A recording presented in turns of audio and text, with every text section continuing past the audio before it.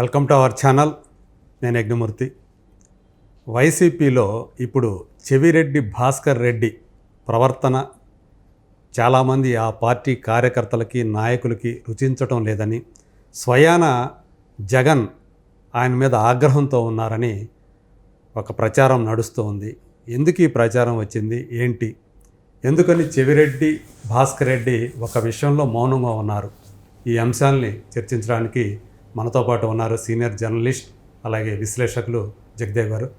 నమస్కారం జగదేవ్ గారు. నమస్తే సార్. ఈ మధ్య జనసేన ఆవిర్భావ సభ జరిగింది. అందులో ఒకప్పుడు వైసీపీలో ఉండి ఇప్పుడు జనసేనలోకి వచ్చినటువంటి బాలినేని శ్రీనివాసరెడ్డి, ఆయన వైసీపీ అధినేత జగన్మోహన్ రెడ్డి మీద తీవ్ర ఆరోపణ చేశారు. తన ఆస్తులు లాక్కున్నారని చెప్పేసి అన్నారు. మరి ఆయనకి కౌంటర్ ఇవ్వాల్సిన బాధ్యత చెవిరెడ్డి మీద ఉంది. ఎందుకంటే ఆయన ఒంగోలు వైసీపీకి ఆయనే ఇప్పుడు ఇన్ఛార్జి.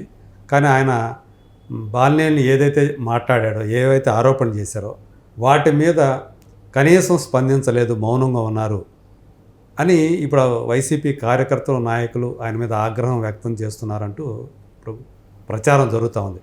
స్వయంగా జగన్ కూడా ఆయన పిలిపించి మాట్లాడినట్టుగా కూడా తెలుస్తుంది. అయినప్పటికీ కూడా జగన్ చెప్పిన తర్వాత కూడా ఆయన మౌనంగానే ఉన్నారనేటువంటి మాట వినిపిస్తుంది.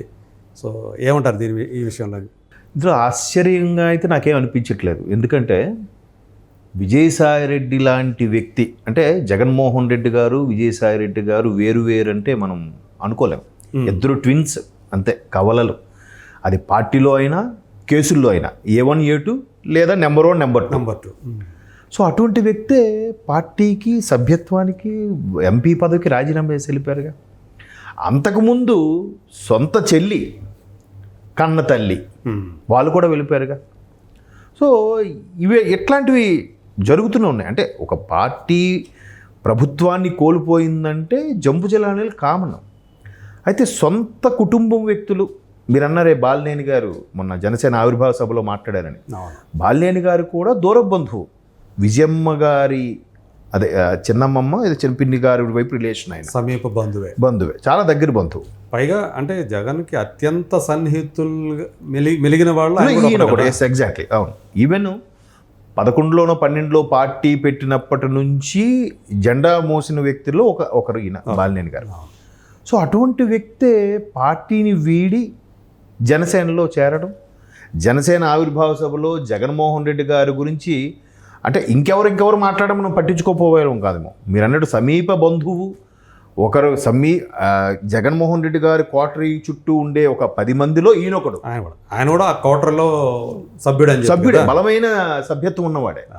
అటువంటి వ్యక్తి జగన్మోహన్ రెడ్డి గారి వల్ల నేను చాలా నష్టపోయాను, నా ఆస్తులు లాక్కున్నారు, నాకు ఒరిగింది ఏమీ లేదు, ఎంతో నమ్ముకున్నాను, ఎంతో కష్టపడ్డాను పార్టీ కోసం అని వ్యాఖ్యలు చేయడం అనేది చాలా ఆశ్చర్యం కనిపించింది. అండ్ మోరోవర్ ఆయన చాలా సందర్భాల్లో ప్రభుత్వం ఉన్నప్పుడు కూడా ఈ టిడ్కో హౌసుల కోసం కానీ, లేదంటే ఇళ్ల స్థలాలకు సంబంధించిన వాటి కోసం కానీ ఈయన అవకతవకలు జరుగుతున్నాయని చాలా సందర్భాలు ఆయన కలవడానికి వెళ్తే మేబీ సజ్జల గారు ఛాన్స్ ఇవ్వలేదో, లేకపోతే అప్పుడు ధనుంజయ రెడ్డి గారు ఉండేవారు, ఆయన సెక్రటరీ, ఆయన ఛాన్స్ ఇవ్వలేదు. మొత్తానికి జగన్మోహన్ రెడ్డి గారిని కలవడానికి వెళ్ళి ఒక 5-6 సార్లు కనీసం ముఖం కూడా చూడకుండా వెనక్కి వచ్చిన సందర్భాలు ఉన్నాయి బాలినేని శ్రీనివాసరెడ్డి గారి కెరీర్లో.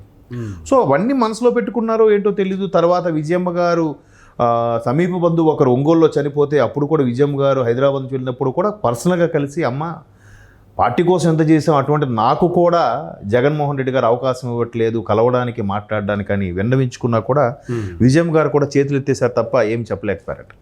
సో మొత్తం వెరసి ఇవన్నీ ఈ ఇన్సిడెంట్స్ వల్ల ఆయన మొత్తానికి బయటకు వచ్చేశారు, మనసు. ఎందుకంటే ఎలక్షన్స్ ముందు కూడా ఆయన కార్యకర్తలతో మీటింగ్ పెట్టినప్పుడు కార్యకర్తలు డిమాండ్ చేశారు బాలినేని శ్రీనివాసరెడ్డి గారు అక్కడ ఏమని, అయ్యా అబ్బాయిని ఎప్పుడు తీసుకొస్తున్నారు అంటే, అసలు నాదే ప్రశ్నార్థకం ఉందయా, నా అబ్బాయిని ఇంకెప్పుడు తీసుకొస్తా, నేను ప్రస్తుత పరిస్థితుల్లో అటువంటి ఆలోచనలు లేవు, అబ్బాయిని కాదు కదా, నేనే పోటీ చేస్తాను లేదో డౌటే, అలా ఉన్నాయి పరిస్థితులు, మనం గెలిచే పరిస్థితులు అయితే లేము, ఒకవేళ గెలిపించాను మీ చేతుల్లో ఉంది, మా చేతుల్లో ఏం లేదు, అట్లా అయిపోయింది మన నాయకుల పరిస్థితి అని కూడా వాపోయాడు.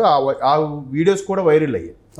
సో ఇట్లాంటి మొత్తం మీద ఆ ఘటనలన్నిటి మీద ఆయన కొంచెం అగ్రెసివ్గానే మాట్లాడాడు ఆయన పిఠాపురం జనసేన ఆవిర్భావ సభలో.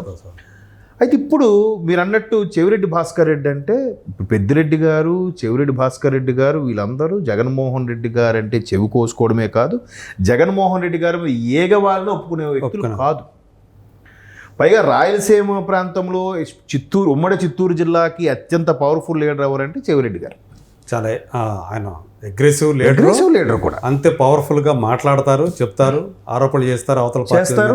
కార్యకర్తల్లో కూడా ఒక మంచి గుడ్ విల్ ఏంటంటే ఉమ్మడి చిత్తూరు జిల్లాకు సంబంధించి ఆయన దగ్గరికి వెళ్ళామంటే ఏ పనైనా అవ్వాల్సిందే. అవతల కలెక్టరా ఎవరు ఏదైనా కూడా మీరు అన్నట్టు అదే అగ్రెసివ్గా ఫోన్ మాట్లాడి స్పీకర్ ఆన్ చేసి మాట్లాడతాడు ఆయన.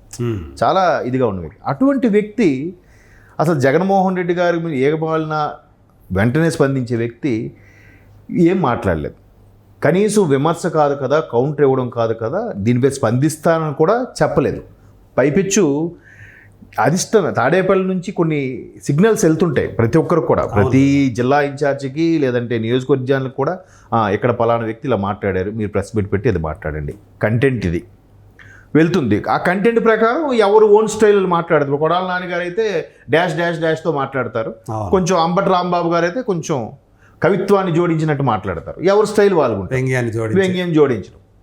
బట్ చెవిరెడ్డి గారు మీరు అన్నట్టు అదే అగ్రెసివ్గా మాట్లాడేది చేస్తారు. బట్ తాడేపల్లి ప్యాలెస్ నుంచి సిగ్నల్స్ వెళ్ళినప్పటికీ బాలినేని మీద స్పందించండి మాట్లాడినప్పటికి కూడా ఆయన మాట్లాడలేదు. ఎందుకు మాట్లాడలేదు అంటే మీరు అన్నట్టు బాలినేని గారు లాంటి పరాభవమే ఈయనకి జరిగిందా, లోపల జరుగుతుందా? మరోవైపు చెవిరెడ్డి గారికి పెద్దిరెడ్డి గారికి కూడా కొన్ని ఇష్యూస్ ఉన్నాయి. ఈయన పెత్తనాన్ని పెద్దిరెడ్డి గారు ఎక్కడా కూడా ఈయన బైక్ రాకుండా తొక్కేశారనే వార్తలు కూడా ఉన్నాయి. దానివల్ల కార్యకర్తల్లో కూడా అయ్యా మన పరిస్థితి ఏంటి అని చెవిరెడ్డి గారు ప్రశ్నిస్తున్నారు. చెవిరెడ్డి గారు అటు పార్టీని వేడలేక, పార్టీలో కొనసాగలేక స్తబ్దుగా ఉండిపోవాల్సిన పరిస్థితి ఏర్పడింది. అంటే ఇంకో రకంగా కూడా కొన్ని ప్రచారం వచ్చింది.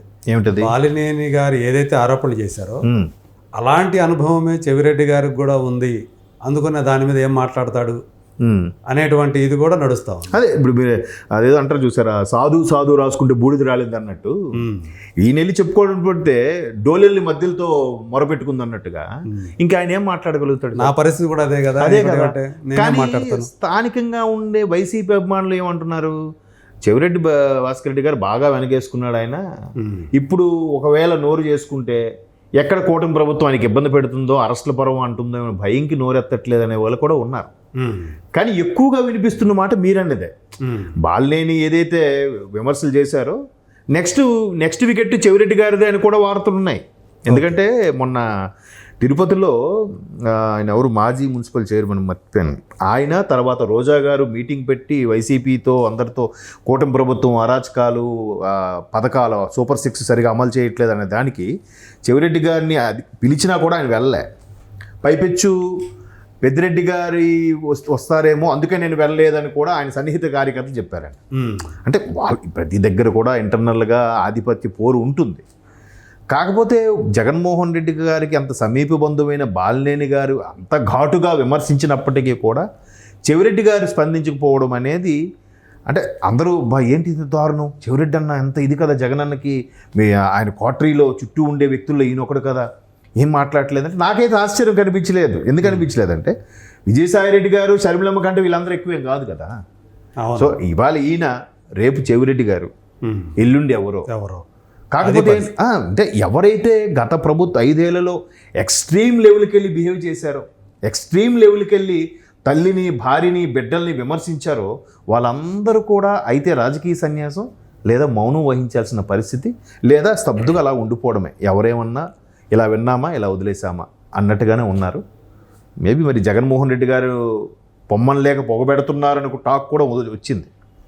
సో అందుకే కొంచెం ప్రెజర్ చేస్తే చెవిరెడ్డి ఓపెన్ అవుతాడా, విమర్శిస్తాడా, లేదంటే పార్టీని వీడుతాడా అనే దాని మీద కూడా కొంత చర్చ నడుస్తుంది. ఆయనకు అనుకూలమైన మీడియాలో కూడా ఈ రకమైన వార్తలు వస్తున్నాయంటే ఇది కొంచెం ఆలోచించాల్సిందే. జరుగుతుంది అంతే. ఓకే అండి, థ్యాంక్ యూ.